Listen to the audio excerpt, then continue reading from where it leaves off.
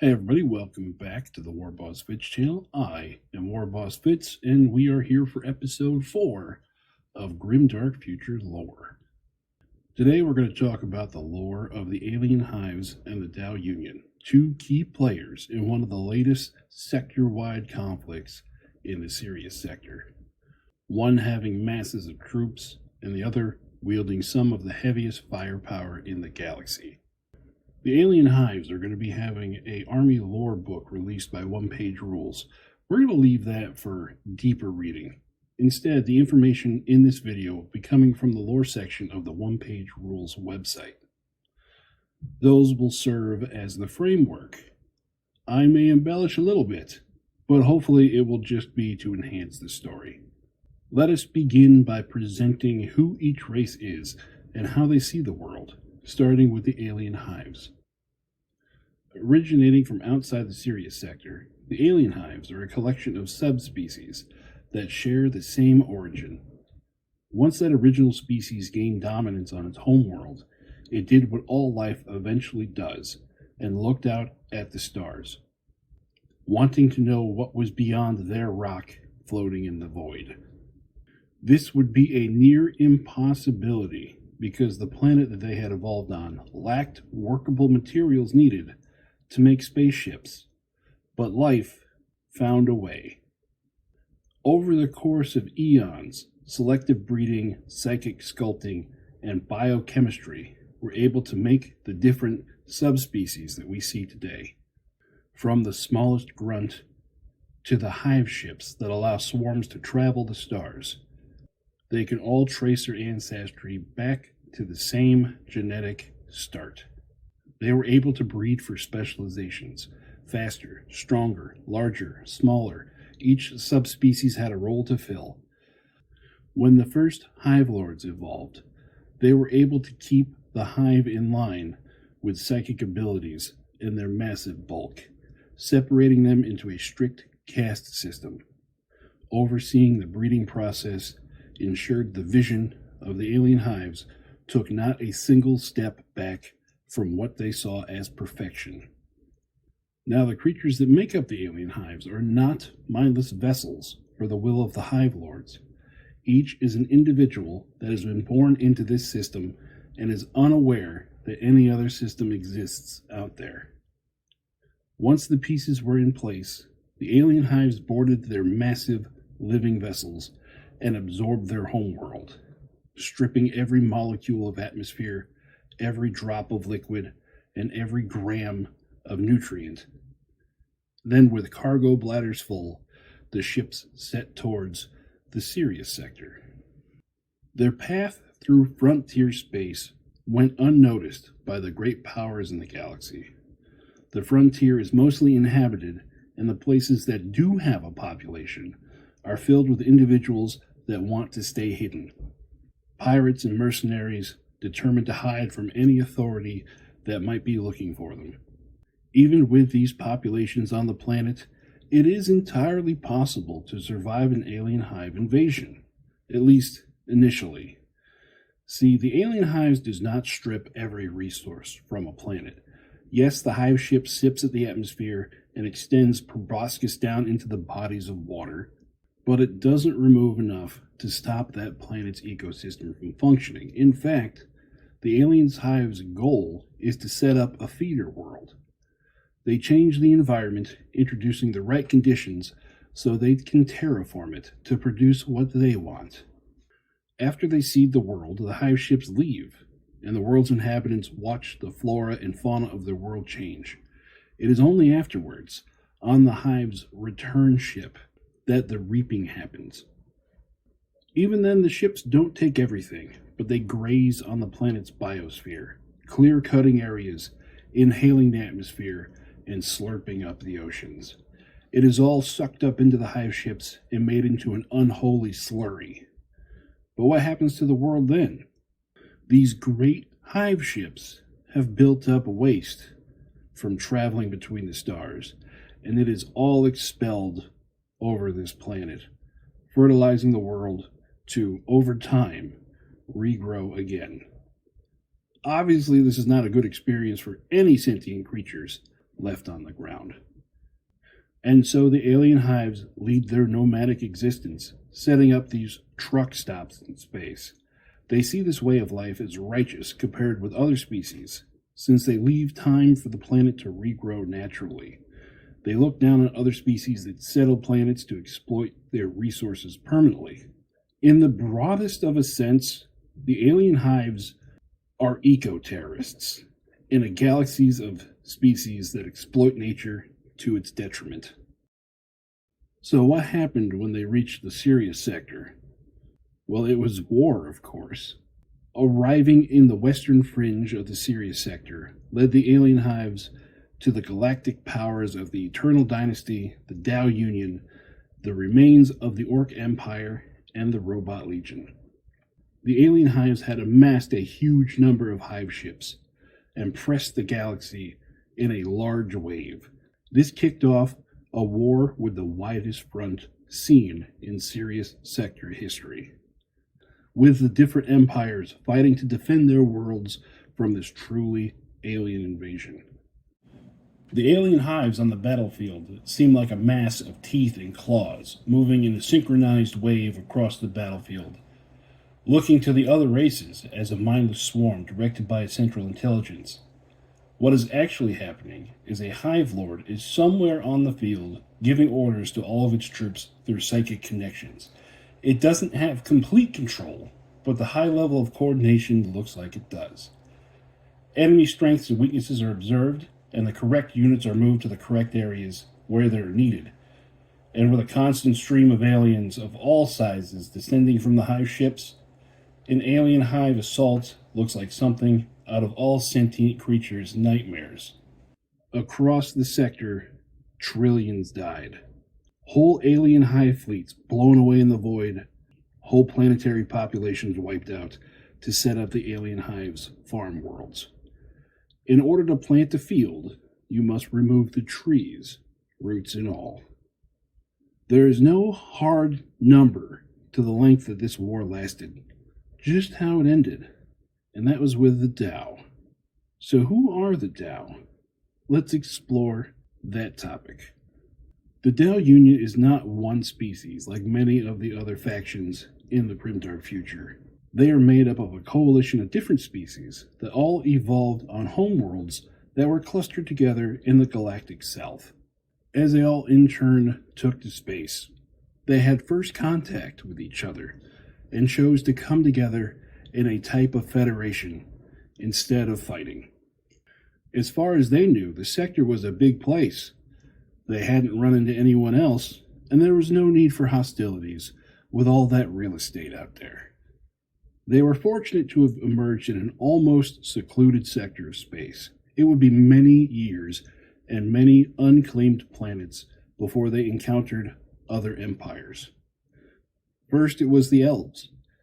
The Tau offered admittance into the Union, but the elves refused, looking at the Tau as nothing significant. Again, cue the smug look of superiority. Then their union bumped into the orcs. There's no surviving records to tell us how that went, but we can assume the Tau's offer was refused. Their systems were then contacted by the expanding Eternal Dynasty entering into the Sirius sector from a neighboring sector of the galaxy. We will save the specifics on the interaction for a later date. They have their own lore book, and there's a lot of parity between the Tau and the Eternal Dynasty. So much so that things got a little spicy. Let's move on to Tau society. When the Union was formed, there was much thought about how to best divide the work and the resources between its citizens. They settled on the use of a council of the wisest members of the Tau Union. Different species sent their representatives to this council, and they would serve as arbiters for the Union. This council would divide up the resources and set workers in what they thought was the most efficient way possible. And every member of their society had a precise role to fill. As the Union advanced, logic was embraced as a core tenet of the arbiters and society as a whole. Each problem had a solution that removed emotion and broke it down mathematically. Violent moments were averted, and mediation implemented by arbiter conflict resolution teams, sciences were embraced and promoted as a way to improve the lives of everyone in the Union. Soon the Tao achieved a government that worked at maximizing every member's resource. The arbiters, somewhere along the line, started using AI to organize society. The arbiters, once the Union reached a certain size, decided that it was untenable even for the Council, so they started using AI to organize, believing that even though they fought against emotion in decision-making, they had the possibility of unconscious bias in their decisions. AI would not have that problem. As the scale of the Tao Union continued to grow and expand, the AI, who had begun as an expansion of bureaucracy and simple decision-making, impressed the arbiters and was tasked to consider more complicated factors and decisions. So as the Union grew, so did the AI, growing more interconnected and complex the further the Union's territory expanded. The Union came to trust the AI implicitly and used it to organize their lives in intricate details. During the days leading up to the Radiance Cascade, the Tao Union made contact with the Dwarves. In that moment, both saw each other as potential allies, the Tao wanting to expand its AI reach, and the Dwarves looking to open another front in the war against the Orcs. As the AI started its initial integration into some of the leading edges of Dwarf society, and the Tao Union were mobilizing against the Orcs, the Radiance Cascade happened. The wormhole blew apart the Dwarf Empire and crippled the Orc worlds that the Tao were poised to attack. They quickly turned their war parties into rescue teams and took in many refugees over the next months. Now, we've gone over what happened with the Elven AI when the Radiance Cascade happened. Fortunately for the Tao, lightning did not strike twice, but something did change. Shortly after the Radiance, their AI deemed a number of citizens redundant and assigned machines into their former roles. This caused social unrest as these machines took over tasks and assignments the citizens of the Tao Unions based their entire life purposes around. They had trained their whole lives just to find out that they were no longer needed. This devolved into open rebellion across the entire Tao Union.